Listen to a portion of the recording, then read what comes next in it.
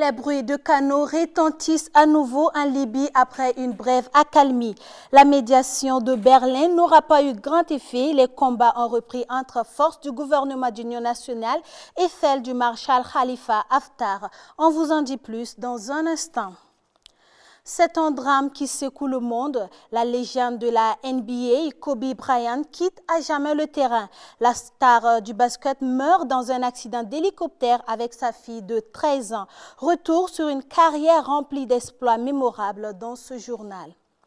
Situation confuse en Gambie après une manifestation tendue à Banjul. Adama Barrow durcit les tons et profère des menaces contre ceux qui appellent à sa démission. Des heurts ont éclaté entre manifestants et policiers hier. Détails à suivre dans cette édition. Ce sont là les titres de votre 12h50. Bonjour et merci de suivre l'actualité sur LCA.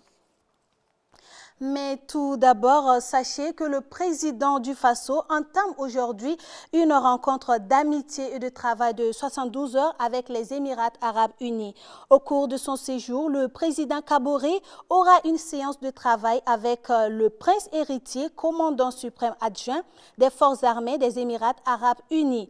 Et de cette rencontre, il est attendu la signature d'accords de coopération entre Ouagadougou et Abu Dhabi. Le président du Faso va par ailleurs visiter le siège de l'Agence internationale pour les énergies renouvelables, INERA. Nous y reviendrons dans nos prochaines éditions. On en vient maintenant à la Libye qui replonge dans la crise après quelques jours d'un cessez-le-feu fragile. Hier, les combats ont repris entre les forces du gouvernement d'union nationale et celles du maréchal Khalifa Haftar. Une offensive des troupes de l'homme fort de l'Est libyen met fin de facto au cessez-le-feu obtenu en mi-janvier entre les belligérants à Berlin. Drissa Traoré nous en dit plus. Une semaine après la conférence de Berlin, les crépitements des armes ont déchiqueté l'accord de cessez-le-feu que les deux principaux protagonistes de la crise libyenne avaient signé dans la capitale allemande sous l'égide des Nations Unies. En effet, de violents combats ont éclaté ce dimanche entre les forces pro-Haftar et celles de Sarraj. Selon les termes d'un communiqué du gouvernement national de Sarraj, Haftar est le premier à ouvrir les hostilités en lançant une offensive vers le port stratégique de Misrata, ce qui est confirmé par les forces de Haftar dans un autre communiqué. Cette reprise des hostilités intervient après que la mission de l'ONU en Libye avait la veille condamné des violations continues et flagrantes de l'embargo sur les armes par les pays ayant pourtant participé à la conférence de Berlin le 19 janvier. Cette conférence avait l'air de tout régler dans ce pays détruit depuis la chute de son leader Muammar Kadhafi en 2011 avec l'embargo sur les armes. Les réalités sur le terrain montrent le contraire. C'est dans ce contexte de reprise de violence que le président turc Erdogan, qui ne cache pas ses velléités d'ingérence dans ce bourbier libyen, a été reçu ce 26 janvier par son homologue Tebboune, alors que Alger et ses voisins ont, au lendemain de la conférence de Berlin, mis en garde contre toute interférence étrangère. Dans l'actualité également, la ministre française des Armées, Florence Parly, est aujourd'hui à Washington pour tenter de convaincre les Américains de ne pas retirer leurs moyens militaires au Sahel. Leur appui est extrêmement précieux pour mener la lutte contre les groupes djihadistes. Or, les États-Unis ont récemment laissé entendre qu'ils comptaient réduire leur présence sur le continent pour renforcer leur position en Asie. En rencontrant son homologue à la Défense, la ministre française va donc plaider pour le maintien du statu quo. Côté américain, la discussion reste ouverte. Si le Pentagone dit s'interroger sur le niveau de soutien à apporter aux Français, le chef d'état-major Mark Milley a assuré qu'à ce jour, aucune décision n'avait encore été prise. Parlons à présent de cette nouvelle tombée hier, tel un coup de massue. Kobe Bryant, la star du basket, est décédé hier. Décès tragique survenu suite à un crash d'hélicoptère dans le sud de la Californie. Plus qu'une star, Kobe Bryant est une légende. Son jeu, un spectacle de grande classe. Un zoom sur sa carrière sportive rempli de moments très palpitants et mémorables avec Gildas Da. Here we got a dribble drive, change of direction by Bryant, slam dunk.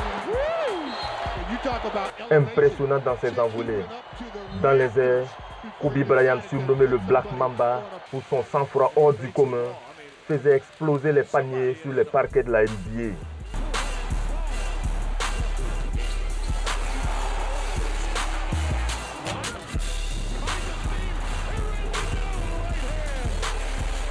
La légende américaine du basketball a perdu la vie hier dimanche. Son hélicoptère s'est crashé avec 9 personnes à bord, dont sa fille de 13 ans. Décédé à 41 ans, Kobe Bryant a joué pendant 20 ans pour la franchise des Los Angeles Lakers. De son 1,98 m, l'homme a impacté durablement le basketball mondial.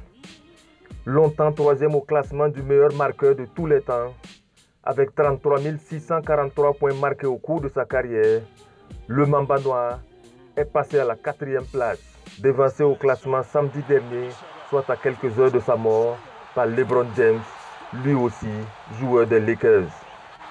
Et dans son dernier message sur les réseaux sociaux, Kobe Bryant félicitait justement le King James pour cet exploit. Depuis l'annonce du drame, les hommages affluent de toutes parts. Barack Obama, Donald Trump ou encore Cristiano Ronaldo disent leur désolation pour cet événement. Kobe Bryant, c'est 5 titres de champion NBA, puis une retraite sportive survenue en 2016. À cette date, les numéros 8 et 24 ont été retirés et accrochés au plafond du Staples Center, la salle où évoluent les Los Angeles Lakers. Après avoir battu record sur record, l'homme était devenu une véritable icône. Adieu, champion.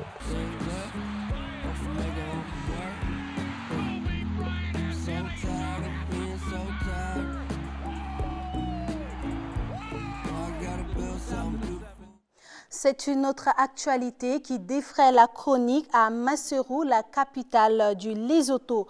On parle à présent d'un scénario digne d'un roman policier.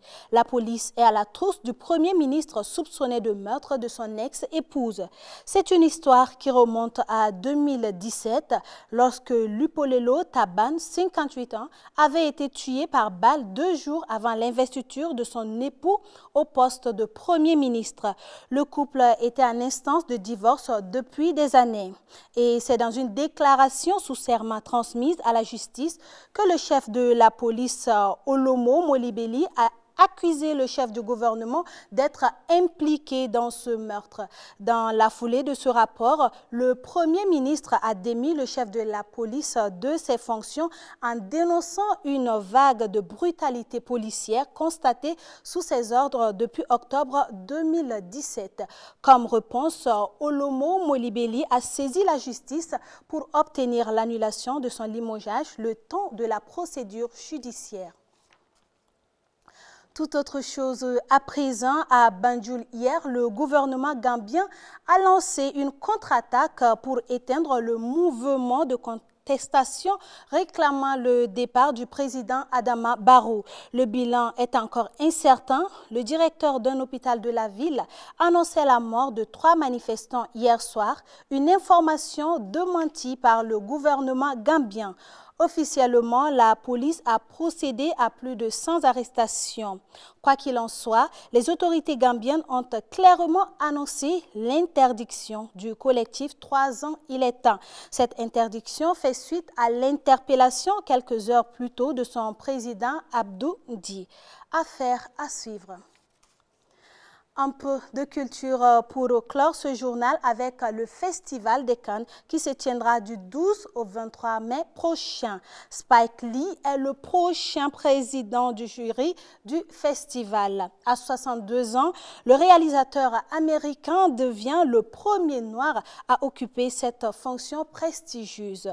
Si le plus grand festival de cinéma au monde a déjà accueilli au sein de son jury des artistes noirs américains, c'est une première qu'une personnalité de couleur soit désignée pour présider son jury. Yeli Clarassou s'est intéressée à la personnalité de l'homme. Charlie Wachtell, David Rabinowitz, and Kevin Wilmot,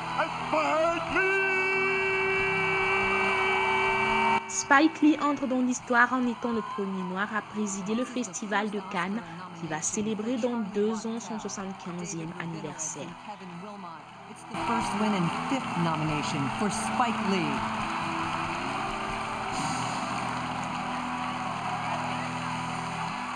All right.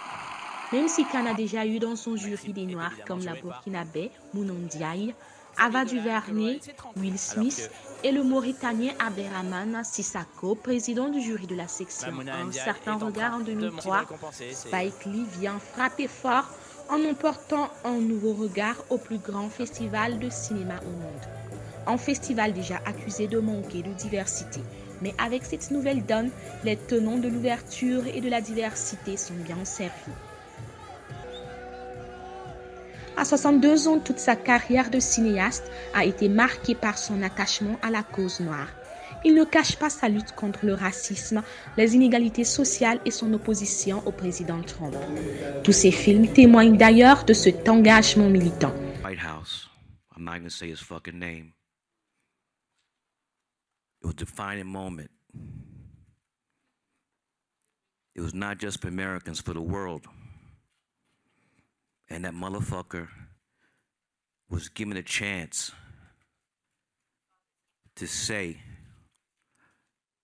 we're about love and not hate. And that motherfucker did not denounce the motherfucking Klan, the alt-right, and those Nazi motherfuckers. We look to our leaders to give us direction. En 2018, Black Klansman lui fait remporter un Oscar après un Oscar d'honneur remporté en 2016. Avec cette forte personnalité au look décalé et aux convictions politiques affirmées, comme président du jury, la prochaine édition du festival nous réserve sans doute des surprises. La reconnaissance du travail bien fait est une récompense souvent bien plus appréciée qu'un salaire et Spike Lee ne dira pas le contraire. Voilà qui met fin à cette édition du 12h50 de LCA. Merci de l'avoir suivi. À demain.